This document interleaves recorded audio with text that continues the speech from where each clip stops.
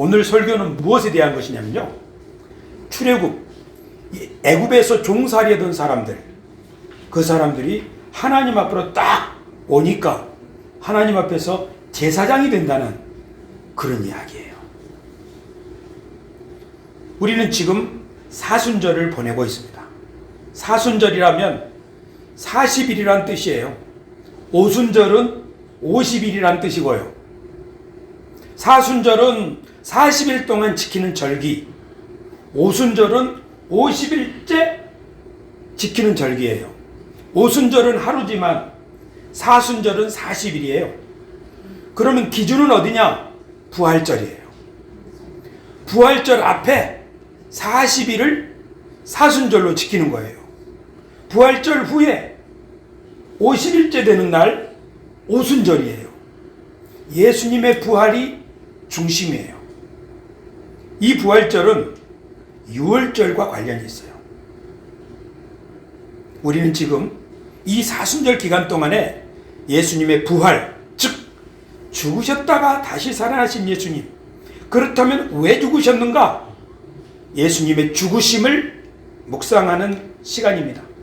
인터넷 보니까 어떤 사람이 사순절은 성경책에 기록되어 있지 않으니까 지키면 안 된다, 그런 사람들이 있더라고요. 그러나 우리가 살다 보면 기념할 만한 중요한 일들이 있죠. 예를 들면 성탄절, 성경책에 기록되어 있지 않지요? 하지만 예수님의 탄생하신 날을 기념하는 성탄절을 우리가 소중히 지키는 것처럼 살다 보면 기념해야 될 중요한 날들이 생기기 마련이고, 그 날들을 절기로 정해서 지키는 것은 의미 있는 일입니다. 다만 이 날이 무슨 날인지도 모르고 지키는 것은 문제가 있는 거죠. 사순절은 예수님의 죽음은 부활을, 십자가를 생각하기에, 그리고 연구하기에 정말 소중한 시간입니다. 저는 우리 그리스도인들의 삶은 절기를 중심으로 이루어진다고 생각합니다. 예수님이 태어나신 성탄절, 그리고 예수님의 고난 부활, 그 시간 동안에 또 사순절, 예수님이 부활하시고 나면 성령을 기다리던, 그리고 성령 강림절, 그리고 열심히 낮 동안에 일하고 여름 동안에 일하고 이제 추수할 추수감사절, 그리고 나면은 성탄절을 기다리면서 또 우리는 주님이 다시 오실 대림절, 대강절을 보내는 것이죠. 그렇기 때문에 이 시간에는, 우리 시간 여행자들은 표지판이 없지만 절기라고 하는 이 표지판을 보면서 지금 내가 어떻게 살아가고 있나 과거를 돌아보고 지금 내가 어디로 가야 되는가 미래를 생각할 수 있는 거죠. 우리 그리스도인들의 삶은 절기를 중심으로 이렇게 이루어진다는 점에서 우리는 길을 잃어버린 사람들이 아니고 매주일, 매절기마다 우리의 표지판을 보고 바르게 길을 찾아가는 사람들입니다. 믿으시면 아멘. 우리는 지금 사순절을 보내고 있습니다. 사순절은 예수님의 십자가를 생각하는 절기죠. 그런데 사람들이 예수님의 십자가를 어떻게 생각할까? 즉 예수님은 왜 죽으셨지요? 이렇게 묻는다면 사람들은 뭐라고 대답할까요? 예수님은 우리 죄를 위하여 내가 죽어야 되는데 예수님이 대신 죽은 거예요. 예수님이 대신 죽었다. 우리를 위해서 대신. 또 어떤 사람은 말하기를 하나님 앞에 모든 사람이 죄인인데 모든 사람을 대표해서, 모든 인류를 대표해서 예수님이 십자가를 지시고 죽으셨다. 또 어떤 사람은 이런 말을 하는 분도 있어요. 제 친구가 그런 말을 해요.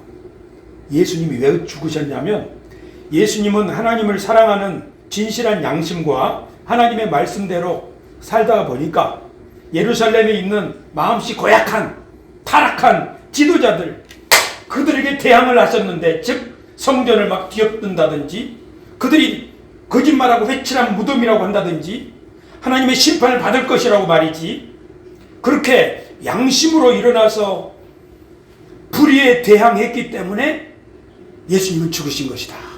그러므로 예수님을 믿는 사람들은 예수님처럼 양심적으로 살아야 된다. 그런 말을 하는 사람들도 있어요. 또 어떤 사람들은 예수님이 십자가에 달려 죽으신 것은 예수의 피로, 십자가의 능력으로 우리를 괴롭게 하는 원수 마귀를 무찌르시기 위함이다. 예수님은 십자가로 승리하신 것이다. 그래서 우리 순복음 교회는 기도할 때 예수의 피로 이렇게 쫓아내죠. 이것이 왜 그러냐면 십자가에 예수님의 죽으심이 승리의 의미가 있기 때문이라고 우리는 그렇게 믿습니다. 할렐루야. 이렇게 예수님의 죽음에 대해서 여러 가지 의미를 가지고 우리는 살아가고 있습니다. 저는 오늘 누가복음 24장에서 부활하신 예수님이 두 사람의 제자를 만나셨는데 그 두 사람의 제자에게 자신의 죽음이 어떤 의미가 있는지를 설명하신 대목을 설교 본문으로 정했습니다.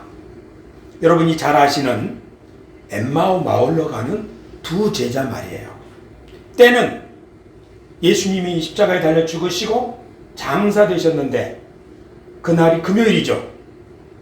그리고 토요일, 그리고 우리가 말하는 주일, 성경에서는 그날이 안식일 다음 날이에요. 그런데 그 안식일 다음 날 주님이 부활하셨는데, 그래서 우리가 주일날, 일요일날 하나님께 예배 드리기도 하는 건데요. 그때 어떤 여자들이 무덤에 갔다가 예수님이 다시 살아나신 것을 보고 너무너무나 놀래가지고 제자들한테 말해줬죠. 그런데 그 제자들 중에는 이 여인들의 말이 사실인가 싶어가지고 무덤까지 뛰어가서 보니까 정말 시체가 없는 거예요. 하지만 어떤 사람들은 예수님의 시체가 없는 거지 예수님이 다시 살아났다는 증거는 없다. 그러고 그냥 가는 거예요. 이 두 사람의 제자가 그렇게 예수님이 살아나셨다고 하는 여자들의 말을 들었지만 예수님이 너무 안 됐어. 우리는 희망이 없어 이제. 그러고 터벅터벅 가는 거예요. 엠마오 마을로요. 그러다가 누군가 한 사람이 그들 가운데 같이 뛰어들어가지고 아니 당신들 어디 가시오? 그런데 얼굴이 왜 그렇게 근심이 가득한 거요? 이 두 제자가 말하기를 당신이 지금 예루살렘 쪽에서 오는 것 같은데 최근에 예루살렘에서 무슨 일이 있었는지를 과연 모른단 말이요? 무슨 일이 있었죠? 우리가 섬기던 하나님이 보내신 참 선지자이신 그리스도가 예수님이 십자가에 못 박혀 죽으셨잖소. 오늘 아침에 하면서 이 두 제자가 이렇게 말하는 거예요. 우리 중에 어떤 여자들이 우리로 놀라게 하였으니 이는 그들이 새벽에 무덤에 갔다가 그의 시체는 보지 못하고 와서 그가 살아나셨다 하는 천사들의 나타남을 보았다 함이라. 또 우리와 함께한 자 중에 두어 사람이 무덤에 가 과연 여자들이 말한 바와 같음을 보았으나 예수는 보지 못하였느니라. 그래서 우리가 지금 시무룩해서 지금 실망해서 가는 거다. 이 말을 들으시고 사실은 옆에 있는 그분이 예수님이었죠. 근데 이 두 사람은 모르는 거예요. 우리 세수만교회 교우 여러분, 주님 우리와 함께 하심을 믿습니까? 아멘. 그러나 주님이 내 곁에 계시다는 사실을 우리는 때때로 잊어버리죠.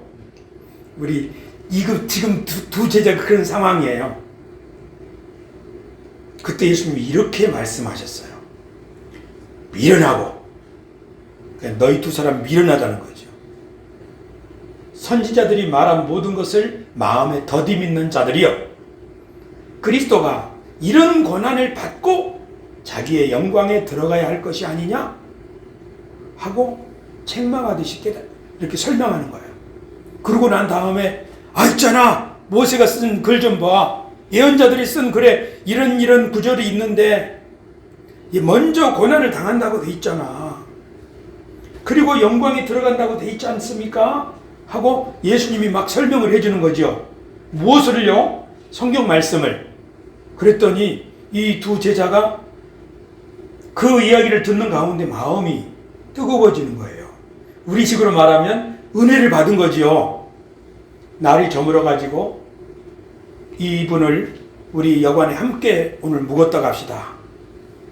그래서 여관에 함께 묵었는데 그 자리에서 예수님이 떡을 떼서 이렇게 나눠지는 거예요. 마치 성찬식 하는 것처럼. 그 순간 이 두 제자가 눈이 떠진 거예요. 당신은 그런 순간 예수님이 그들 앞에서 사라지셨어요. 이 두 제자는 너무너무나 놀란 거예요. 여자들의 말만 들었는데, 그래서 믿지를 못했는데 자기들 앞에 예수님이 나타나서 어쩐지 아까 우리에게 말씀을 들려주실 때 여기가 막 뜨거운 게 올라오더라니 그분이 예수님이었구나. 그래서 이 두 제자가 예루살렘으로 뛰어가가지고 예수님이 진짜 살아났다고요. 갈 때는 시무룩했는데 성경 말씀을 풀어주신 예수님의 말씀을 듣고, 예수님이 그냥 힘이 없어서 죽은 것도 아니고 하나님의 계획이 다 이런 게 있었구나. 그리고 예수님의 죽음이 정말 의미가 있는 거로구나. 그렇게 깨닫고 나서 교회에 외쳤던 거죠.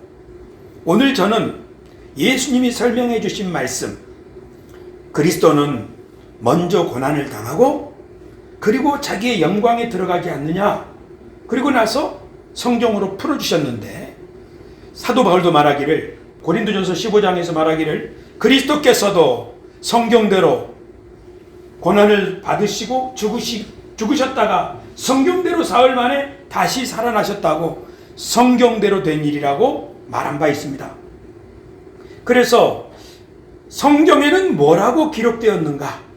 예수님의 죽음에 대해서 말입니다. 그리고 성경에서는 예수님이 어떤 영광을 얻으셨다고 말하고 있는가? 저는 오늘 이것을 여러분과 함께 나누고자 합니다. 먼저 예수님이 고난을 받으시고 영광에 들어가셨는데, 저는 예수님이 어떤 영광에 들어가셨는지를 먼저 살핀 다음에 예수님의 고난에 대해서 살피겠습니다. 왜냐하면 중요한 것은 다음에 얘기하는 거거든요. 오늘은 고난이 중요합니다. 예수님이 어떤 영광에 들어가셨을까요? 예수님이 죽으셨다가 부활하셔서 어떤 영광을 받게 됐죠? 로마서 1장에서 사도 바울은 이렇게 말했습니다. 그의 아들 예수님에 관하여 말하면 육신으로는 다윗의 혈통에서 나셨고 성결의 영으로는 죽은 자들 가운데서 부활하사 능력으로 하나님의 아들로 선포되셨으니 곧 우리 주 예수 그리스도시니라. 하나님의 능력이 예수님을 죽은 자 가운데서 다시 살리심으로 어떻게 하셨다는 거죠? 하나님의 아들이라고 선포되었다는 거죠. 하나님의 아들 되는 것이 예수님이 얻으신 또는 예수님이 들어가신 영광입니다. 그런데 우리 생각해 보면 예수님이 세례 받으실 때 하늘에서 음성이 들렸죠. 이는 내 사랑하는 아들이다. 변호산에서도 그런 음성이 들렸죠.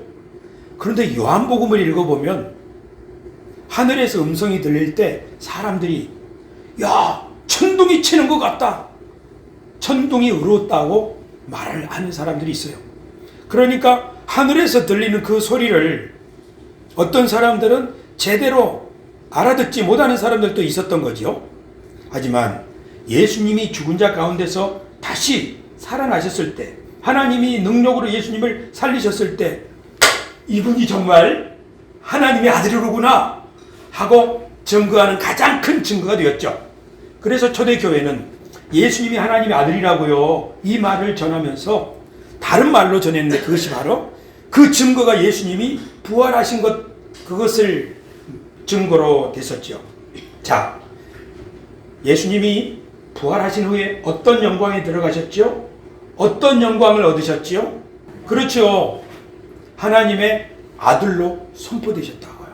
그러면 하나님의 아들로 선포되면, 즉 하나님의 아들이 되면 어떤 거예요? 뭐가 좋아요? 어떤 영광이 있어요?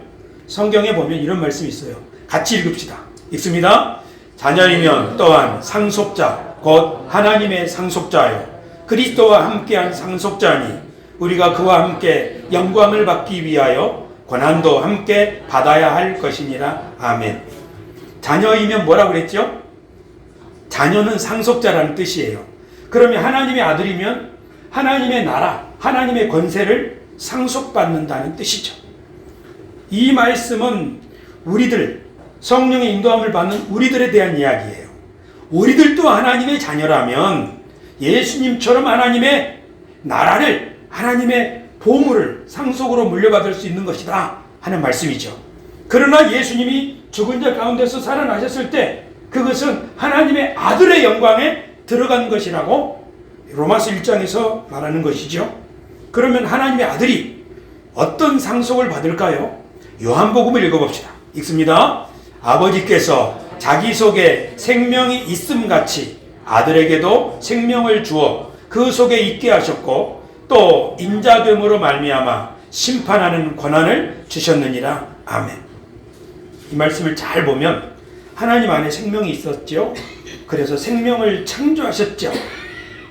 그리고 하나님은 심판하는 권세가 있으시죠. 이것을 아들에게도 주셨다는 거죠.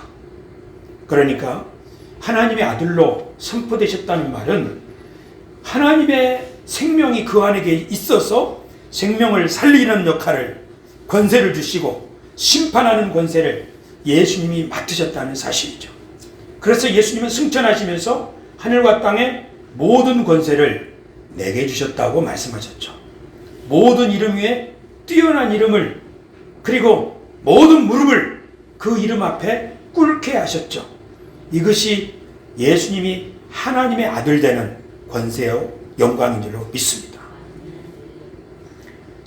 그런데 하나님의 아들에 관하여 최근에 제가 자주 인용한 말씀을 소개하겠습니다. 우리들에 대한 이야기예요. 우리 같이 읽읍시다. 사람이 무엇이기에 주께서 그를 생각하시며 인자가 무엇이기에 주께서 그를 돌보시나이까. 그를 하나님보다 조금 못하게 하시고 영화와 존귀로 관을 씌우셨나이다. 주의 손으로 만드신 것을 다스리게 하시고 만물을 그의 발 아래 두셨으니. 아멘. 지금 사람이 무엇이기에, 사람에 대한 이야기를 시편에서 뭐라고 말합니까? 하나님, 사람이 어떤 존재이길래 하나님이 이렇게 사람을 생각해 주십니까? 그러면서 사람이란 본래 하나님이 지으셨을 때 하나님보다 조금 못하게 하시고 영화와 존귀로 관을 씌움받은 그런 존재이죠. 그뿐만 아니라 만물을 그의 발 아래, 만물을 다스리게 하셨죠. 이것이 인간이죠. 그런데 여러분, 예수님이 하나님의 아들로 선포되셨다는 말은 뭐였죠? 모든 심판하는 권세를 받으시고 모든 이름 위에 뛰어난 이름을, 모든 무릎이 그 앞에 꿇게 하는, 만물을 통치하는 그 영광을 주신 거잖아요. 그러니까 예수님이 얻으신 영광을 어떻게 보면 하나님이 인간을 처음 창조하셨을 때 우리 인간에게 주신 그 영광이라고도 우리는 이해할 수 있습니다. 할렐루야. 예수님이 하나님의 아들로 선포되셨단 말은 영화와 존귀로 그분에게 관을 씌워주시고 만물을 다스리는 권세를 예수님이 주셨다는 의미로 우리는 이해할 수 있습니다. 할렐루야. 그래서 예수님을 믿는 사람들은 하늘과 땅의 모든 권세를 주님이 가지고 계시기 때문에 아무리 세상의 임금이 뭐라고 말을 해도 하나님의 아들 되시는 예수님의 말씀을 먼저 따르는 거죠. 그렇죠? 할렐루야. 그러면 이 시간 또 하나의 질문. 그러면 지금 이 순간 예수님은 무슨 일을 하고 계실까요? 예수님이 우리를 위해 십자가에 달리신 것은 아는데, 그리고 승천한 것도 아는데, 지금 이 순간 예수님은 무슨 일을 하고 계실까요? 로마서 8장에 이런 말씀이 있어요. 누가 정죄하리요 우리를? 죽으실 뿐 아니라 다시 살아나신 이는 그리스도 예수시니 그는 하나님 우편에 계신 자요 우리를 위하여 간구하시는 자시니라. 주님이 하나님 우편에서 우리를 위하여 기도하신다고요. 하나님, 뭘 기도하실까요? 우리에게 필요한 것을 보내달라고 기도하는 거겠죠. 제자들에게는 내가 아버지께 구하겠으니 성령이 임할 것이다. 기다려라. 예수님은 지금 이 순간도 우리들에게 필요한 것을 하나님께 간구하시는 분이죠. 그래서 우리들에게 어쩌면 염려하지 말라고 하는 것일 거예요.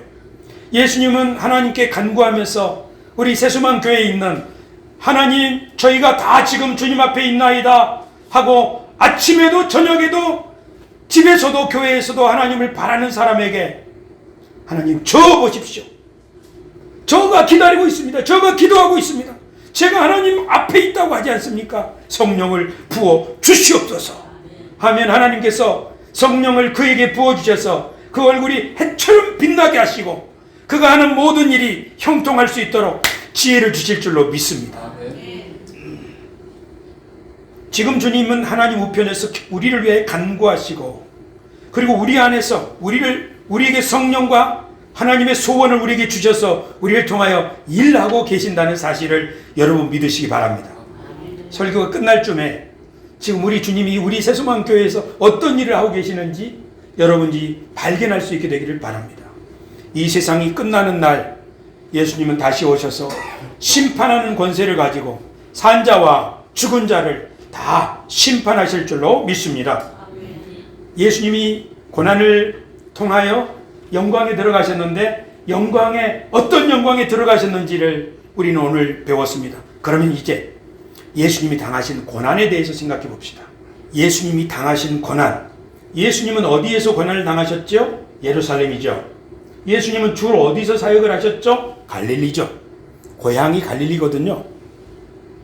갈릴리는 북쪽이구나. 북쪽이고 유다 예루살렘은 남쪽이에요. 그런데 예수님이 이제 하나님께로 돌아갈 때가 됐음을 알고, 즉 하나님의 말씀이 성취되어야 될 때가 가까이 됐음을 알고 예루살렘으로 올라가기로 결심하셨죠. 그리고 예루살렘에 가면 체포되고 고문을 당하고 그리고 죽게 될 것이라고 제자들에게 말씀하셨죠. 고난을 예고하셨죠. 그랬더니 예수님의 제자 중에 베드로가 말하기를 안 됩니다. 가지 마세요. 거기 못 갑니다. 길을 막았죠. 예수님의 고난을 인간적으로 막고 싶었던 거예요. 예수님은 베드로를 물리치셨죠. 그건 인간적인 생각이다. 하나님의 말씀이 이루어져야 한다.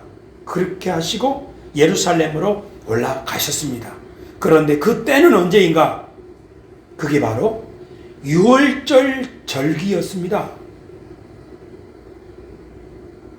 예수님이 예루살렘에 언제 올라가셨는가 하면 유월절이 가까이 오니까 유월절을 선택하셔서 예루살렘에 올라가셨습니다. 그러면 유월절이 무슨 날입니까? 유월절이라고 하는 것은 유월한다는 말은 뛰어넘는다는 거죠. 뭐가 뛰어넘지요? 죽음의 사자가 집집마다 들어가서 다 죽이는데, 장자를 다 죽이는데 그 어린 양의 피가 문설주에 임방에 발라져 있는 집은 들어가지 않고 뛰어넘는 거죠. 패스 오버. 그게 유월절이죠. 이것은 저 옛날 이스라엘 백성들이 애굽에서 종살이 할 때 하나님께서 그들을 구원하시려고 모세를 보내셨을 때 일입니다. 그러니까 유월절은 무엇을 기념하는 절기냐면 전에 종살이 하던 사람들이 해방, 자유를 얻게 된 날이에요. 유월절은 해방의 날입니다. 할렐루야. 파라오의 나라에서 종살이 하던 사람들, 노예 생활하던 사람들, 그렇잖아. 원래 이 사람들은 아브라함의 자손이죠. 천하 만민이 이 사람들을 통해서 복을 받게 될 사람들이었죠. 그런데 이 사람들이 지금 뭐하고 있어요? 종살이 하고 있어요. 종살이 해가지고는 하나님께 영광을 올릴 수 없는 거죠. 우상의 나라에서는 하나님께 영광을 올릴 수가 없는 거죠.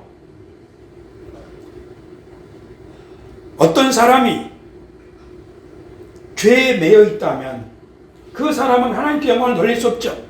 어떤 사람이 돈 걱정하느라고 인생을 허비하고 있다면 하나님께 영광을 돌릴 수가 없죠.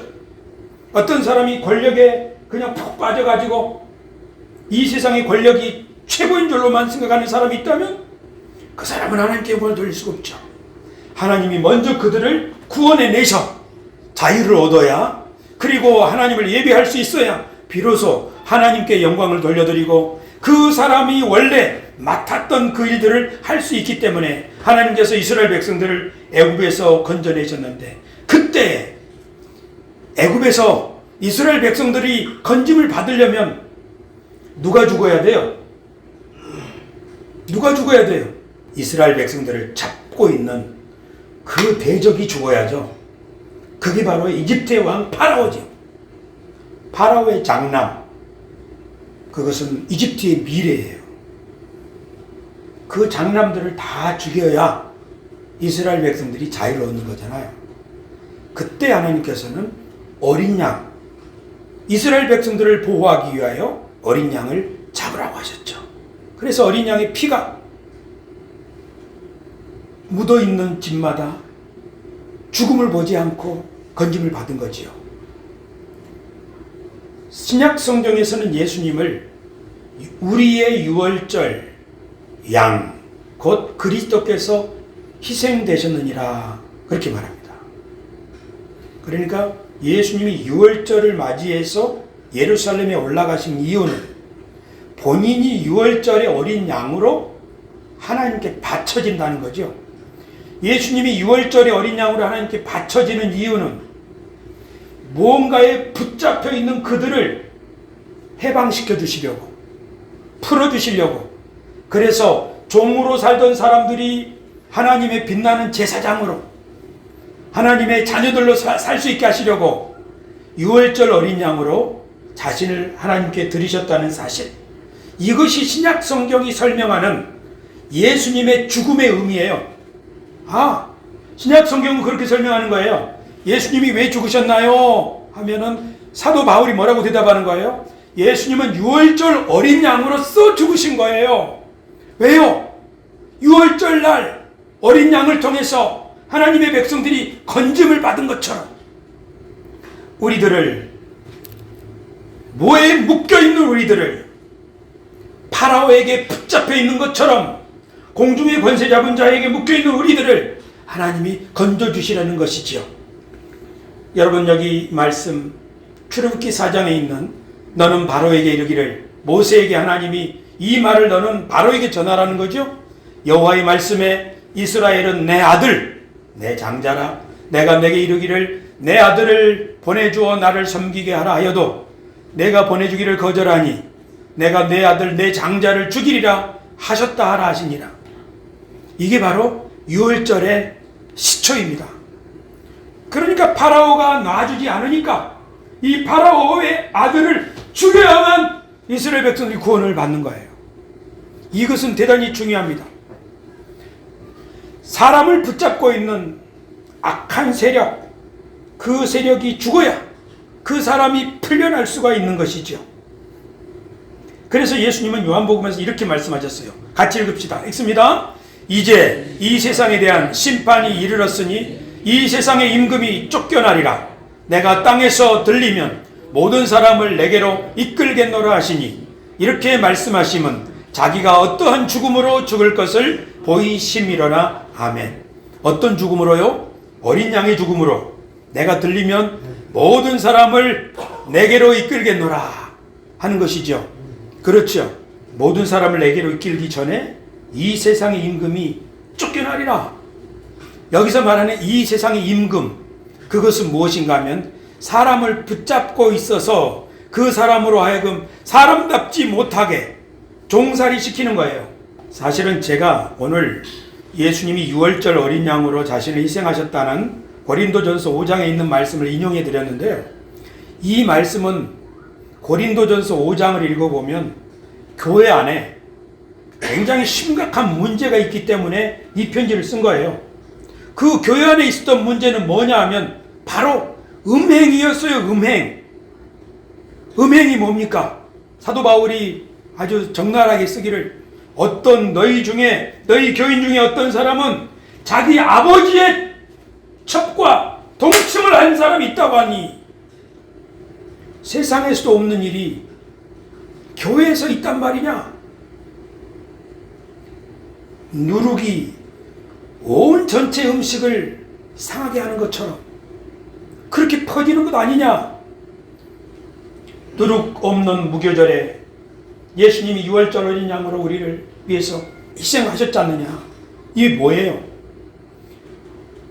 포로된 상태에서 사람이 돼 하나님의 아들들이고 하나님의 장자들인데 그 삶을 살지 못하고 종살이하고 있는 그들을 건지시려고 유월절 어린 양을 하나님이 희생하게 하셨듯이 우리를, 전에는 바람피고 전에는 죄짓고 그러던 사람을 건져서 예수님이 하나님의 아들로 자신을 희생하셨는데, 어린 양으로 아직도 거기에 묻혀있단 말이냐. 그런 말씀을 하는 것이죠. 사순절에 우리는 십자가를 묵상하는데 저는 오늘 그 현충일에 대해서 생각을 해봅니다. 현충일은 6월 6일입니다. 그날은 우리나라를 위해서 자기 목숨을, 자기 몸을 바친 순국 선열들을 기리는 날입니다. 대개 제가 묵념할 때 학창시절에는 이순신 장군처럼 임진왜란 때 자신을 바치던 일도 생각을 하고, 그 다음에 우리 독립을 위해서 운동하신 분들 생각하고 그랬죠. 그런데 그 이후로 우리나라의 발전을 위해서 애쓰신 분들을 이렇게 기리는 것이 현충일이죠. 그러면 우리나라가 현충일을 제정을 하고 그 나라를 위해서 희생하신 분들을 잘 기리고 했기 때문에 저는 우리 대한민국이 이렇게 발전할 수 있었다 생각합니다. 만약에 나라를 위해서 희생한 분들을 기억하지도 않고 왜 그랬을까 생각하지도 않는 나라가 있다면 그 나라는 절대로 발전할 수 없습니다. 근데 현충일을 어떻게 하면 잘 지키는 것일까? 현충일, 그것은 아이고 얼마나 고문당할 때 아팠을까, 얼마나 힘들었을까, 그런 거 생각하는 것 필요하죠. 그런데 그보다 더 중요한 게 있어요. 그게 뭐예요? 그분들은 왜 자기 자신을 바쳤을까? 왜 가정도 있고 한데도 그렇게 고생을 자처하셨을까?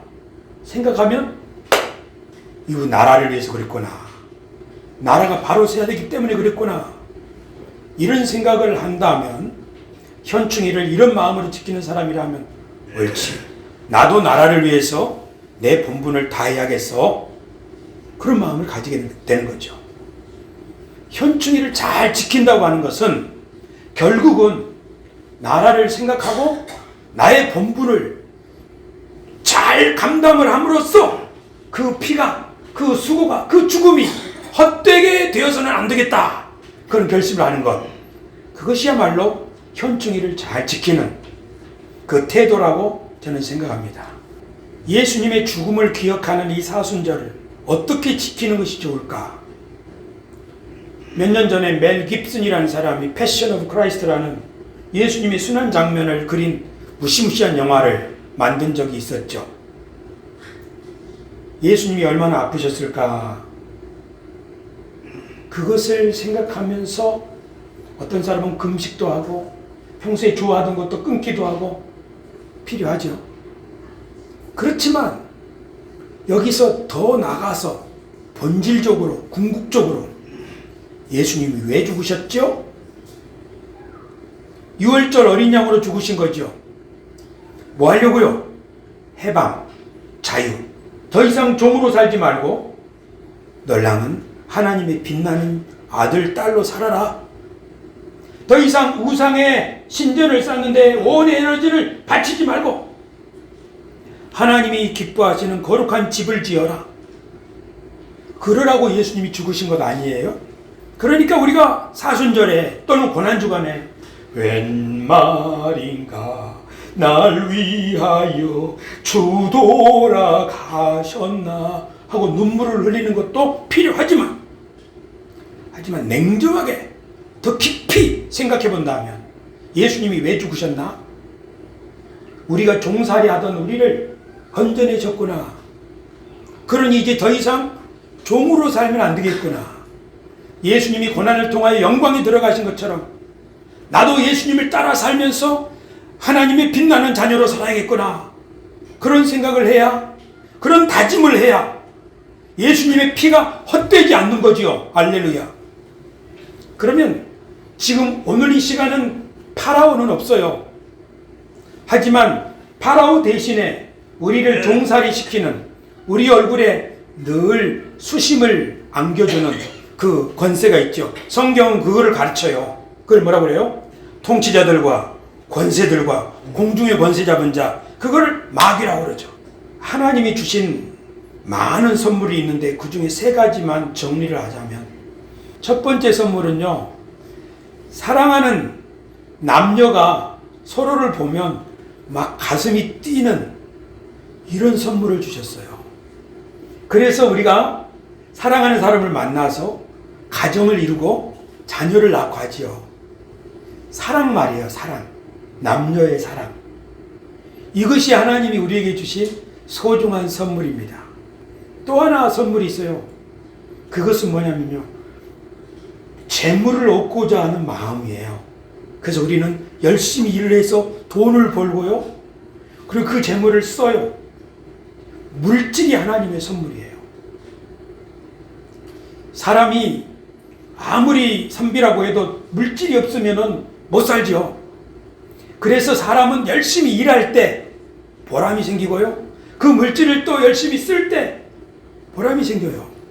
물질은, 재물은 하나님의 선물이라는 사실을 믿으시기 바랍니다.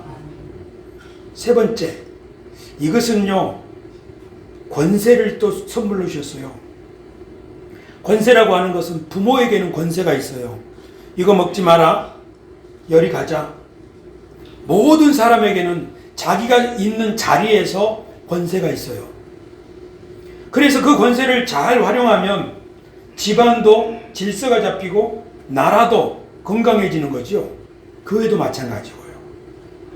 그런데 이 세 가지, 사랑, 그리고 재물, 물질, 그리고 권세, 하나님을 예배하는 가운데 사는 사람들에게는 이것이 하나님의 선물로 제대로 사용되어 가지고, 말하자면 남녀의 사랑이 아름다운 가정으로 만들어지고 좋은 자녀들을 이렇게 낳는, 그래서 생육번성 충만의 축복이 대대로 이루어지는데, 사람이 하나님을 경배하지 않고 하나님 아닌 것을 경배하면, 예를 들면 쾌락,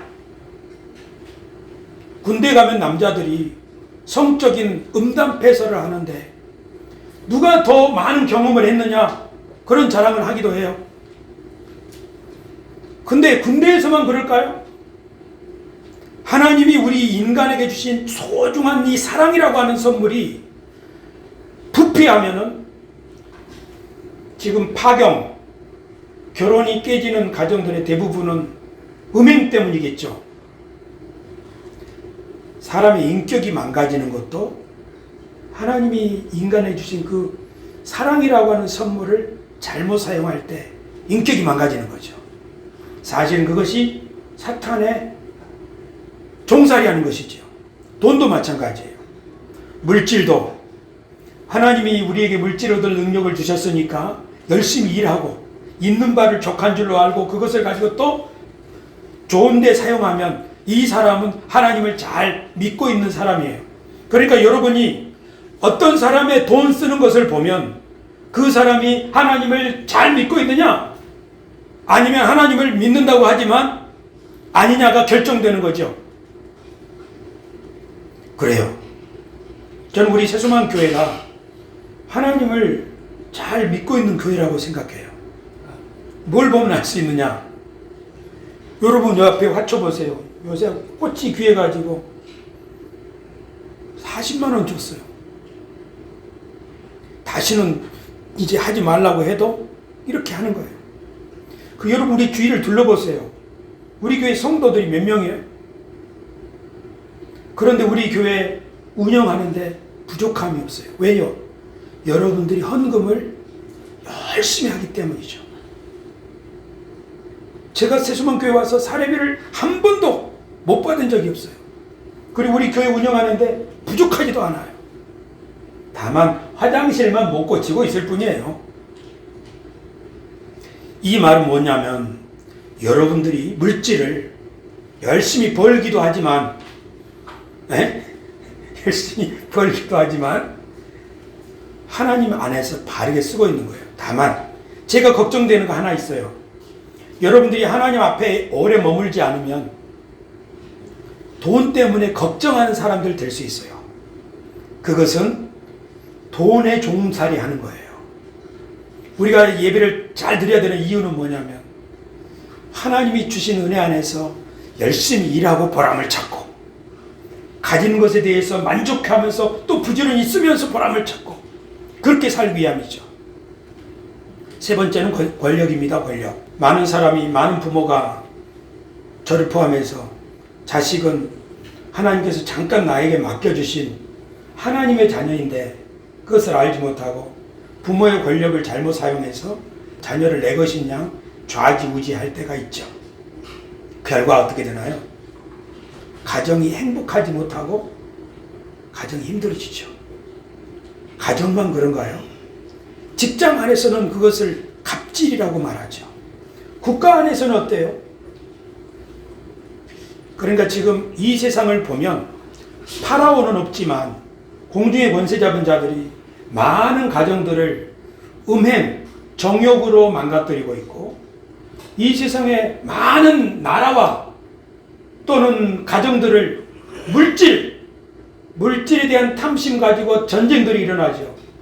사람을 죽이고 하는 모든 일들이 바로 이 물질 때문에 일어나죠. 그 다음에 나를 그 자리에 세운 것이 하나님인데 모든 권세는 하나님으로부터 온 것인데 그거를 생각하지 못하고 내가 이 자리에 앉았으니까 내가 마음대로 하리라. 사실은 그렇게 하는 것이 자기를 죽이는 것이고 자기 주위 사람들을 죽이는 것이에요.